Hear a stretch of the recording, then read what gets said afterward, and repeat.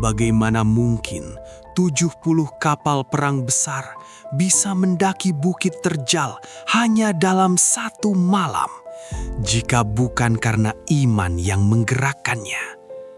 Konstantinopel, kota impian yang dijanjikan oleh lisan mulia sang nabi, tampak mustahil untuk ditaklukkan. Selama berminggu-minggu, pasukan terbaik dunia tertahan. Rantai besi raksasa membentang, membelah Teluk Golden Horn, seolah mengejek setiap usaha manusia untuk menerobosnya. Di hadapan tembok tebal yang telah berdiri ribuan tahun, logika manusia berteriak untuk menyerah. Para jenderal tua mulai berbisik tentang kekalahan. Namun, di sana berdiri seorang pemuda berusia 21 tahun yang matanya tidak melihat tembok batu, melainkan melihat janji kemenangan yang tertunda. Malam itu adalah malam yang paling gelap bagi pasukan kaum muslimin. Suara-suara sumbang mulai terdengar, menyarankan untuk mengangkat pengepungan dan pulang dengan tangan hampa. Bagi seorang pemuda yang memikul beban nubuah di pundaknya, ini bukan sekedar tentang strategi perang, melainkan ujian keimanan tertinggi. Di dalam tendanya yang sunyi, ketika dunia tertidur lelap dalam keputusasaan, Mehmed II tidak mencari jawaban pada kekuatan meriamnya, melainkan bersujud pada pemilik semesta. Di titik nadir inilah, ketika semua pintu logika tertutup rapat, Allah membukakan sebuah jendela inspirasi yang tidak pernah terpikirkan oleh akal manusia manapun sebelumnya. Ide itu terdengar gila, bahkan mustahil. Jika laut dirantai, maka kita akan mengubah daratan menjadi lautan. Mehmed memerintahkan pasukannya untuk melakukan sesuatu yang bertentangan dengan hukum fisika. Memindahkan angkatan laut melewati bukit, bukan melalui air. Bukan 1 atau 2 perahu kecil, melainkan 70 kapal perang galai raksasa. Para insinyur tercengang, para prajurit terdiam. Namun, ketika sang pemimpin berkata, "Maju," keraguan berubah menjadi ketaatan. Ini bukan lagi soal taktik militer.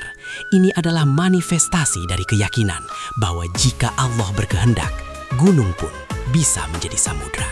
Maka dimulailah operasi rahasia terbesar dalam sejarah peperangan. Ribuan pohon ditebang dalam sekejap mata, bukan untuk dijadikan kayu bakar, melainkan untuk dijadikan alas jalan bagi kapal-kapal raksasa. Bertonton minyak zaitun dan lemak hewan dikumpulkan, bukan untuk dimasak, melainkan untuk melicinkan balok-balok kayu agar kapal bisa meluncur di atas tanah yang kasar. Semua ini dilakukan dalam keheningan malam, di bawah hidung musuh yang sedang terlelap dalam kesombongan benteng mereka. Keringat bercampur dengan debu, namun semangat tauhid membakar rasa lelah mereka menjadi energi yang tak habis-habis. Bayangkan suara gesekan kayu melawan kayu, napas berat ribuan laki-laki, dan derit tali yang menegang hingga batasnya. Kapal-kapal yang seharusnya membelah ombak, kini dipaksa mendaki lereng Bukit Galata yang curam. Gravitasi bumi menarik mereka ke bawah, namun tekad baja menarik mereka ke atas. Tidak ada mesin, tidak ada hidrolik, hanya otot manusia dan kekuatan doa. Setiap jengkal tanah yang mereka lewati adalah saksi bisu bahwa tidak ada yang tidak mungkin bagi mereka yang yakin akan pertolongan Tuhannya. Mereka memindahkan angkatan laut seolah-olah sedang memindahkan mainan di atas meja. Pemandangan malam itu sungguh di luar nalar. Di mana seharusnya burung hantu bertengger di dahan pohon, kini tiang-tiang kapal menjulang tinggi menembus kanopi hutan. Layar-layar kapal seolah berbisik dengan dedaunan. Jika ada mata-mata yang melihatnya, mereka pasti mengira sedang bermimpi atau melihat hantu.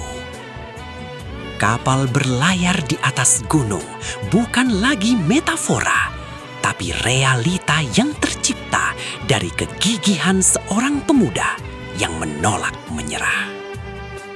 Di atas bukit itu, Mehmet tidak hanya memindahkan kapal, ia sedang memindahkan garis takdir sejarah dunia. Ketika fajar menyingsing dan kabut pagi perlahan menghilang, penduduk Konstantinopel terbangun bukan oleh kokok ayam, melainkan oleh mimpi buruk yang menjadi nyata.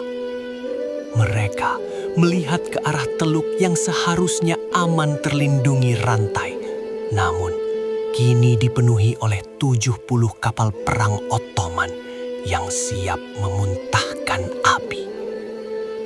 Wajah-wajah pucat pasi di atas benteng menjadi saksi runtuhnya mentalitas pertahanan mereka. Strategi gila itu telah menjadi jenius yang mematikan. Skakmat, pertahanan terkuat mereka kini telah diterobos dari dalam, bukan dengan menghancurkan rantai, tapi dengan melampaunya. Pada akhirnya, sejarah mencatat bahwa Konstantinopel tidak takluk hanya oleh meriam atau pedang, melainkan oleh visi yang melampaui zaman dan keyakinan yang melampaui logika. Kapal-kapal yang mendaki gunung itu mengajarkan kita satu hal, bahwa kemustahilan hanyalah sebuah kata yang diciptakan oleh mereka yang tidak memiliki iman.